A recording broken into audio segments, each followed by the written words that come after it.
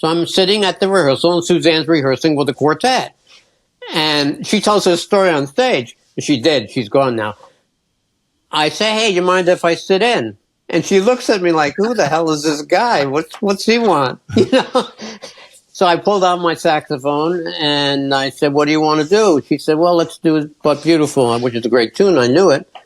So I play that one tune with her, and she literally melts in front of me. And we get through the tune, and she says to me, I want you as my band leader now. And I can't believe I said that. I say, you know, Miss Summers, I really appreciate that, but I don't back up singers anymore. I can't believe I said that. She said, no, not back up, you and me as an act. I said, wow, that sounds interesting. I'm touring in Europe. Let me finish up my tour, and then we'll do it. That was just being invited to a rehearsal and sitting in. I want to talk about that gig, because you told me about that gig, and I won't share the specifics and all that.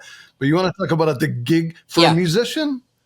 That is the gig of a lifetime. And you tell me about that gig. I didn't realize it was a gig of a life. I did, but until it was over. I'm going from being on the road, and I'm loving it, okay? And, you know, show up at Heathrow Airport, and no one's there to pick me up for the gig, and I had to find my way to the gig. This is not Michael Jackson on tour, okay? This is a jazz guy, and not Miles Davis even. This is a jazz guy on tour in Europe, you know? So I get to Universal Studios, 8 shows a week, 10 minutes from my house. I walk in, I have a golf cart. I have a big office next to Steven Spielberg at Universal. I have my own golf cart to go to the show every day to tape the show. I have 2 sound guys wiring me up every day for sound. I have runners and saying, I need a box of reeds. Oh, they run to the music store, get me a box of reeds. I have my own wardrobe lady. I have my own makeup person. Literally, from the jazz world, another world. Total pro. I mean, that gig, any downtime, if you screwed up, okay, and there was any downtime, it was $50,000 an hour. And Universal did not like downtime. And I'm proud to say there was not a minute of downtime due to any errors on my part. But there was downtime due to other mechanical errors, you know. So it was amazing. 8 shows a week, you know what I mean? Like 10 minutes from my house. For more money I ever thought was ever possible in music. Right. You know. Yeah.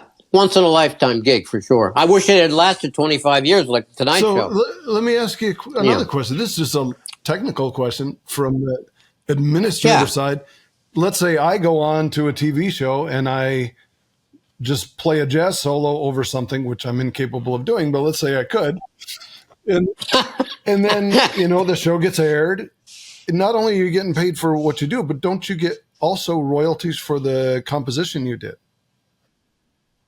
All the bumpers, yeah. And listen, I'm an ear player, okay? I'm not schooled in music. So what I would do, I would play solos, and then I had my piano player transcribe the solos, and I would put that in as a song into BMI. Yeah. But I arrived on TV as band leader on TV, believe me, not a TV guy. I ran that gig like a jazz gig. Like, my bass player would tap me on the shoulder and say, hey, Glenn, you know what we're playing next? I'd say, give me 30 seconds.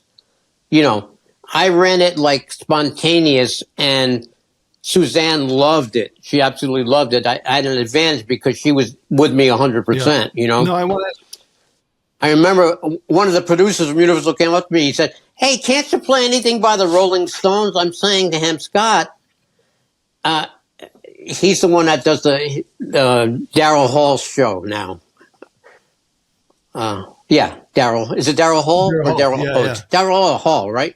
He does his show. Anyway, I said, Scott, this is a jazz band, not a rock and roll band. I don't even have a guitar player. What are you talking about? So I go into Suzanne's dressing room. I said, Suzanne, Scott's driving me crazy. She says, say no more. She goes out. I never heard from him again.